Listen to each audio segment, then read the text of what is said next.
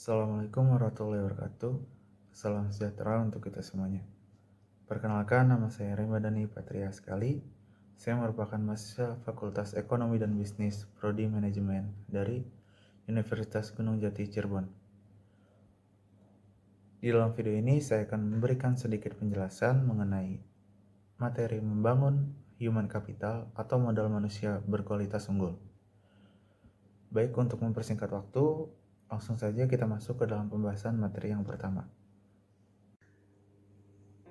Jadi bisa teman-teman lihat di dalam file PowerPoint yang saya tampilkan di layar, di situ terdapat penjelasan mengenai human capital dan manajemen. Yang pertama itu adalah SDM. Sejarah peradaban manusia membuktikan bahwa manusia mampu menciptakan jauh lebih banyak informasi dari yang diserap oleh manusia itu sendiri, dan dapat mempercepat perubahan jauh lebih cepat dari manusia yang mengikutinya. Manusia seperti ini adalah manusia yang memiliki keterampilan, kompetensi, dan pengetahuan yang diperolehnya melalui pengalaman belajar. Selanjutnya adalah SDM unggul.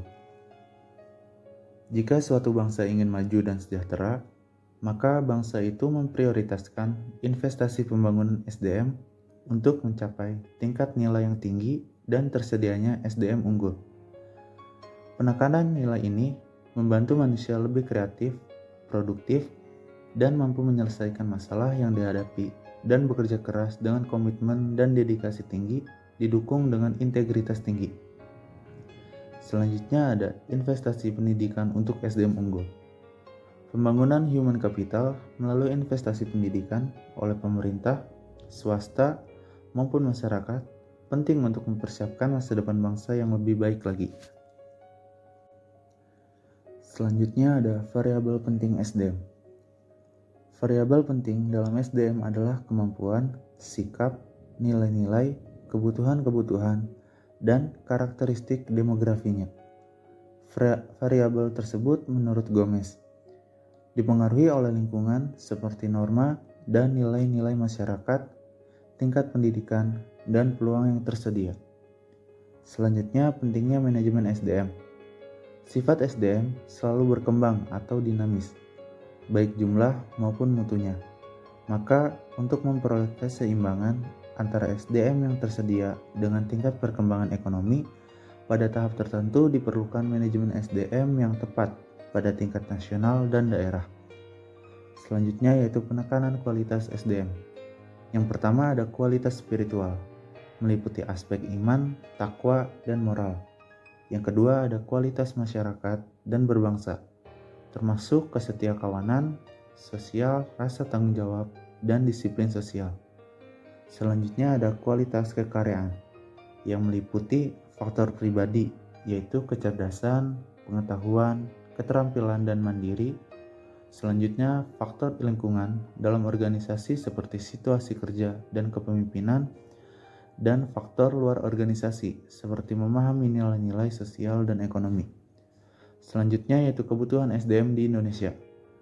Dari pandangan di atas, ditegaskan SDM yang diperlukan Indonesia adalah orang yang cakap, dapat dipercaya, memiliki motivasi tinggi, memiliki kemampuan dan kecakapan, menciptakan iklim hubungan yang produktif, dan mengembangkan iklim kerjasama tim yang solid.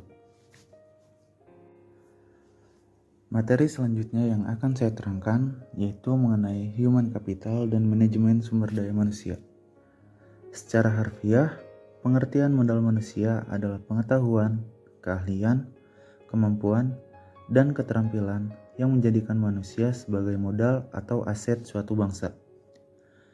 Human Capital Management oleh Gaspers tahun 2012 dikenal juga sebagai manajemen talenta, yaitu suatu sumber daya manusia yang terkait dengan proses pengembangan sumber daya manusia dan memperkuat kedudukannya dalam suatu lembaga, memelihara dan mengembangkan sumber daya manusia, dan menarik sebanyak mungkin sumber daya manusia yang memiliki kompetensi, komitmen, dan karakter agar organisasi menjadi lebih berkualitas.